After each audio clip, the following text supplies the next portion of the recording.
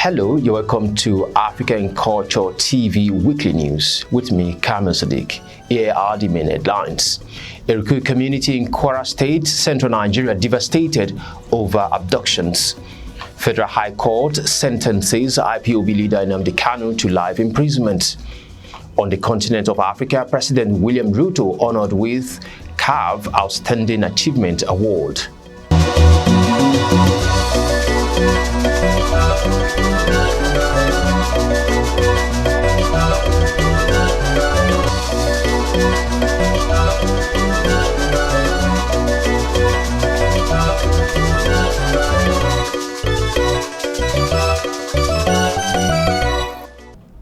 Now to the news in details.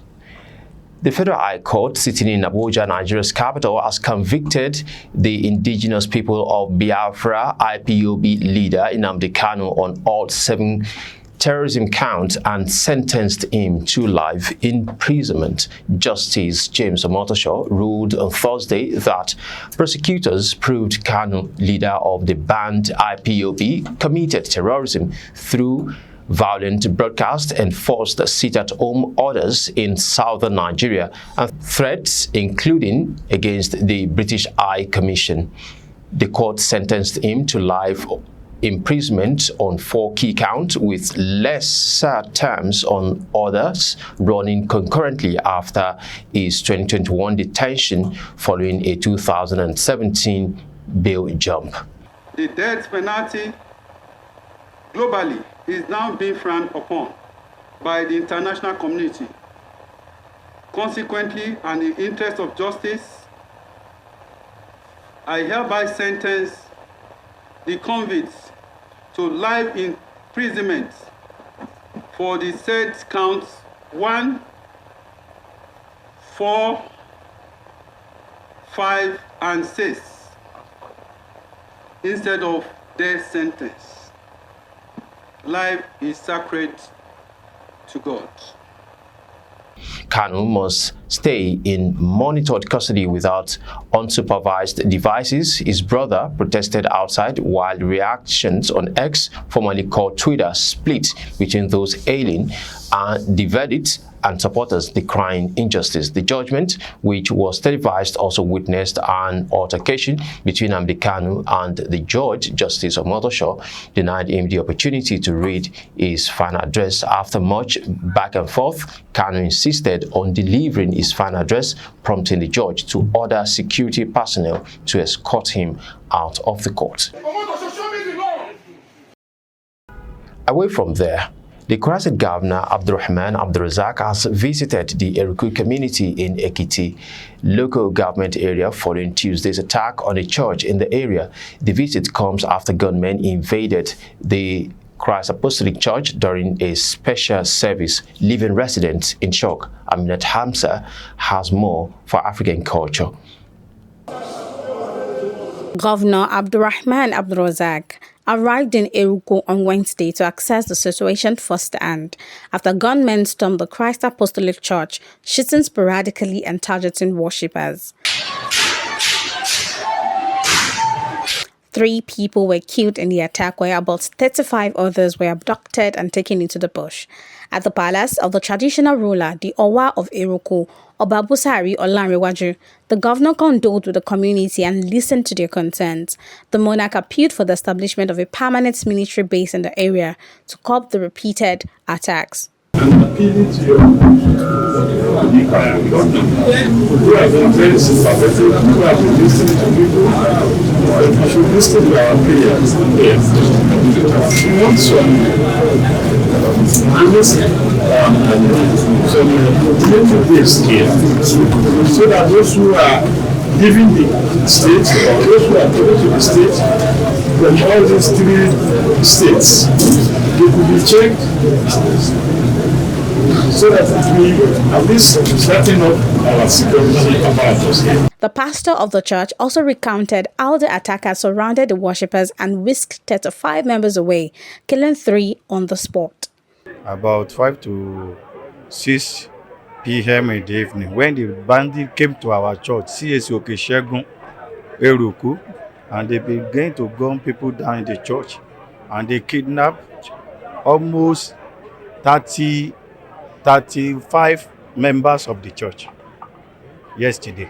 We are doing Thanksgiving service for the 18 people that was kidnapped 3 weeks ago, and all of them were rescued. That is why we are doing the praising service to thank God for the rescue of those people. During the visit, Governor Abdulrazak sympathized with the families of the victims and assured the community that both the state and the federal government are intensifying efforts to end the attacks. It confirmed that President Bola Ahmed Tinubu has approved the deployment of additional security personnel to strengthen operations in the state. Our main purpose here is to commiserate with you and the community and to see how much more help we can render here. All the security agencies are on this.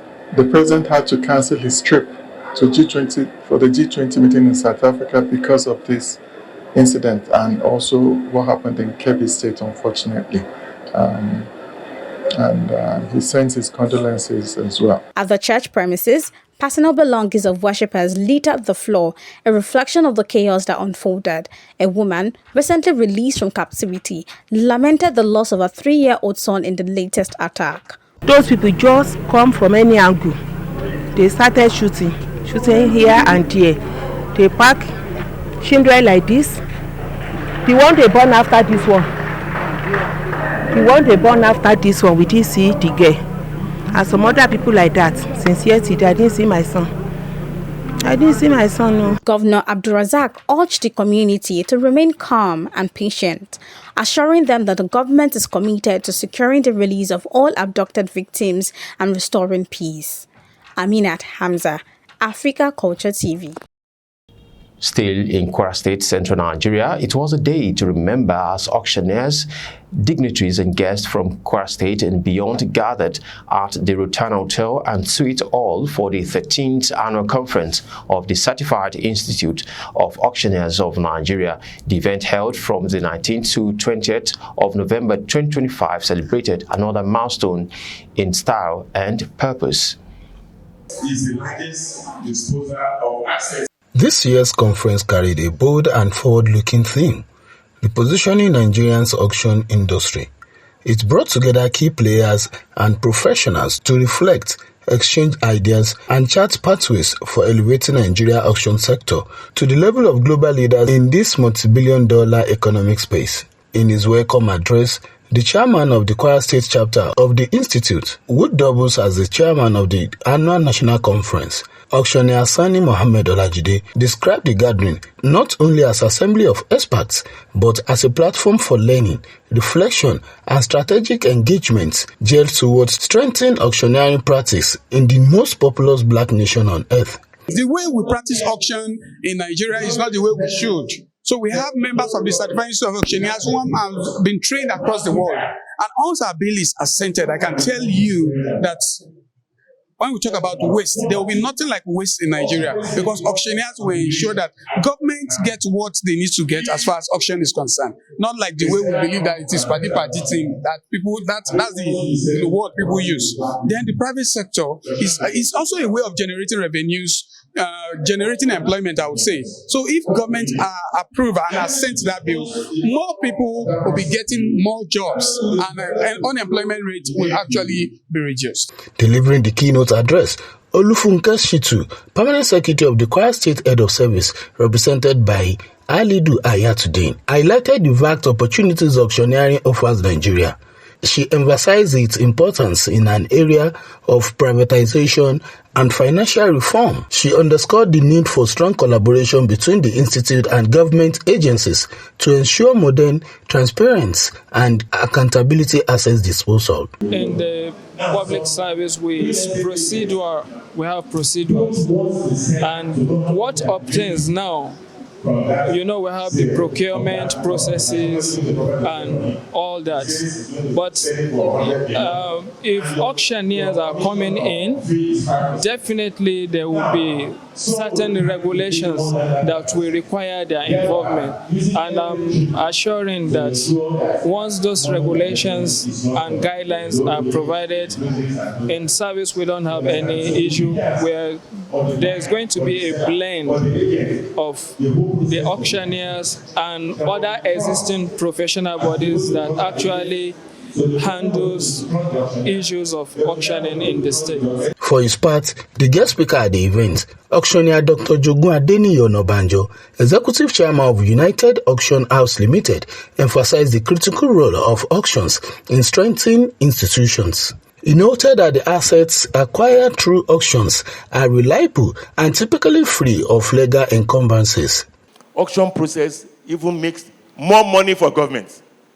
Auction process will make the government to even be richer and wealthier. It's not the opposite. Lack of auction process will make the cities, the individuals, to be richer and the government to be poorer. If government wants to make money, then go through the auction process. Reverse bidding. That's what we call reverse bidding or reverse auction. Then e-platform, let governments involve more. Everything is going digital now. Government must embrace the internet. When you need anything from government, you should be able to go to the internet and see it.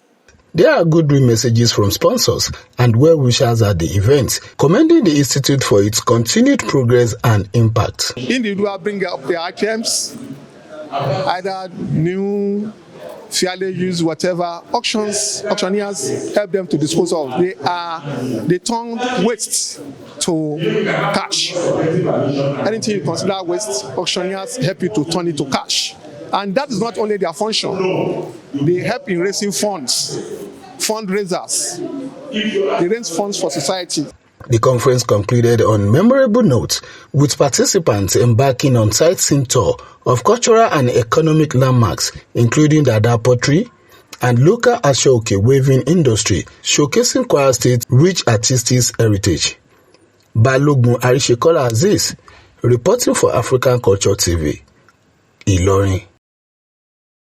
On the continent of Africa and now to the world of sports, President William Ruto has received the prestigious CAF President Outstanding Achievement Award 2025, recognizing his extensive contributions to the growth and development of football in Kenya and across the continent of Africa.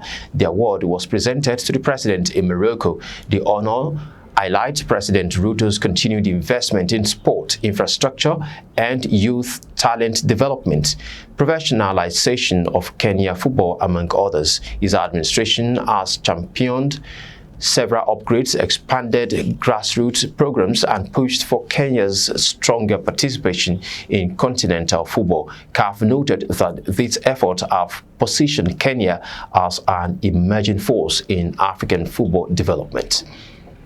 So, yeah, go ahead.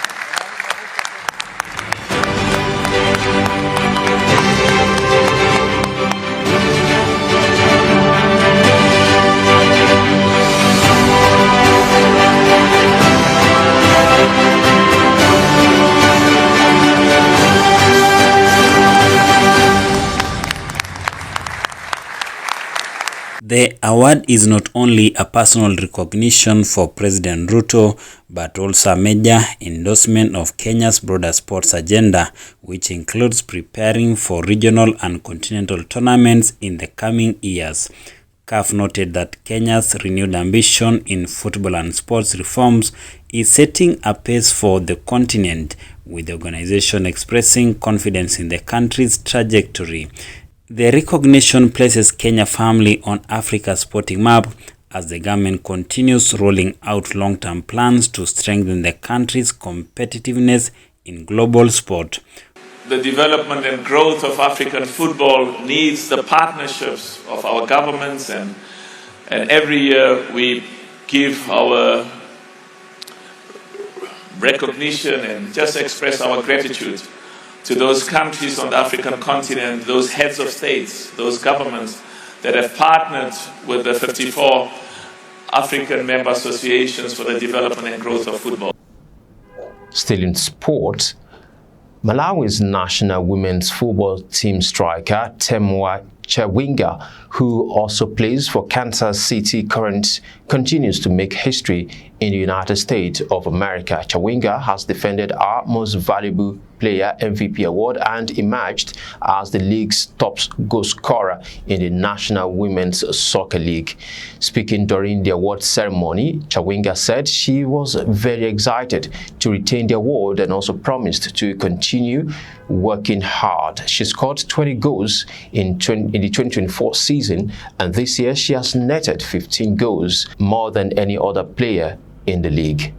The report from Malawi ends the news from this end. We thank you for being part of it. Until we see you next week, I remain Kamil Sadiq. Do have a wonderful day ahead.